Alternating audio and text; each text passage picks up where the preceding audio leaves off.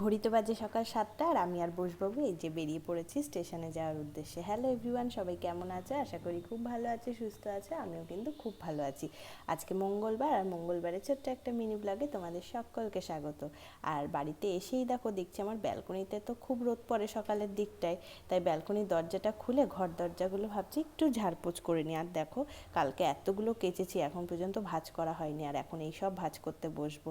আর রোদ দেখে না আজকে আর লোভ সামলাতে পারলাম না। আজকে সমস্ত তো শাড়ি বলা যাবে না, অনেক শাড়ি আছে, তার মধ্যে কিছু কিছু শাড়ি আজকে থেকে একটু রোদে দেওয়া শুরু করলাম। কদিন তো কি বৃষ্টি গেছে। আর এইটা দেখো, এটা হচ্ছে আমার বিয়ের বেনারসি, কালারটা কেমন আমাকে জানিও কিন্তু। আর এখানে কতগুলো শাড়ি আজকের মতো রোদে দিয়ে দিলাম। এই পরপর 3-4 দিন রোদে দিলেই সমস্ত আলমারির শাড়িগুলো রোদ্দুরে দেওয়া হয়ে যাবে। আমার ব্যালকনিতে না এই সকালের দিকটায় খুব রোদ আসে, তাই যাক ঘরটার গুছিয়ে নিয়ে ওই শাড়িগুলোকেও রোদ্দুরে দিয়ে ঘরে এসে একটু চা বিস্কুট নিয়ে বসেছিলাম। তার মধ্যেই দেখো এই হিংড়ুটা একটু বিস্কুটের জন্য কেমনভাবে বসে থাকে আর লোলফোল ফেলে একদম ঘর একাকার করে ফেলে। তাই যাক, ওই সব করতে তো আজকে অনেক দেরি হয়ে গেছে, কারণ অতগুলো শাড়ি রোদ্দুরে দিয়েছি, সেখানেও অনেকটা সময় ঘরের সমস্ত জামা কাপড় আগের দিনে কাচাকুচি সেগুলো ভাঁজ করতে করতে না অনেক বেলা হয়ে গেছিলো আজকে। তাই আজকে জলখাবারটা করতেও দেরি হয়ে গেছে। আর তার মধ্যে ভেবে পাচ্ছি না কী রান্না করব লাস্টে। এই যা যা ছিল, বরবটি, একটু আলু, যা যা ঘরে ছিল সেই সব সবজি দিয়ে একটু ভাজা আর রুটি করে আবার চলে এসেছি। দেখো আকাশটা কেমন মেঘমেঘ করেছিল শাড়িগুলো তুলতে। এই দেখো, এবার তোমাদেরকে ভালো করে দেখাই। এটা হচ্ছে আমার বিয়ের বেনারসি। কত স্মৃতি বলো এই শাড়িটার প্রতি আমাদের মেয়েদের।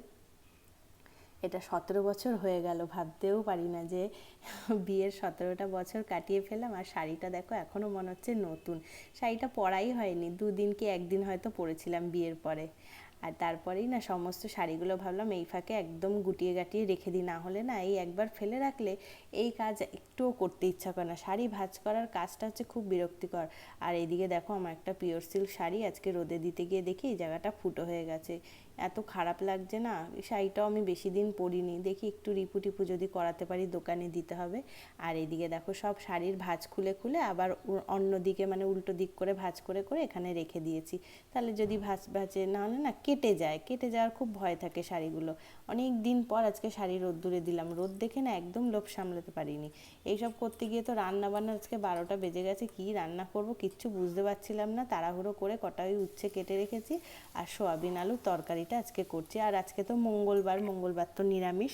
সকালবেলা বসবাবু যখন সকালে বেরোলো অফিসে, তখন ভাত আর ফুলকপি না কি যেন, আলু পটলের তরকারিটা রান্না করেছিলাম। আর এই বেলাতে একটুখানি বেশি করে ঘি গরম মশলা দিয়ে ছোট ছোট সোয়াবিনের তরকারি, ভালোই লাগে, সেই সোয়াবিনের তরকারি করলাম। আর একটু ডাল করেছিলাম, ডালের মধ্যে না বোম্বাই লঙ্কা ফেলে দিয়েছিলাম, ডালের গন্ধটা খুব ভালো হয়। আর সমস্ত কাজবাজ দেখো শেষ করে আজকে লেবু টেবু যা যা আছে সেগুলো সমস্ত কেটে নিয়েছি। কদিন ছেলে বাড়ি ছিল না, ফল একদম খাওয়া হয়নি, তাই আজকে রান্নার শেষে এই কাজগুলো করে নিলাম। আর দেখতে দেখতে দেখো ডনের খাওয়ারও রেডি। আজকে ডন আমাদের মতোই নিরামিষ, তাই ওকেও আজকে দিয়েছি দই ভাত, আর তার সাথে কটা সোয়াবিন। আকাশটা এত সুন্দর লাগছে, পুরো পুজো পুজো ভাব চলে আসলো। আজকের ভিডিওটা এখানেই শেষ করলাম। ভালো লাগলে অবশ্যই একটা কমেন্ট করো।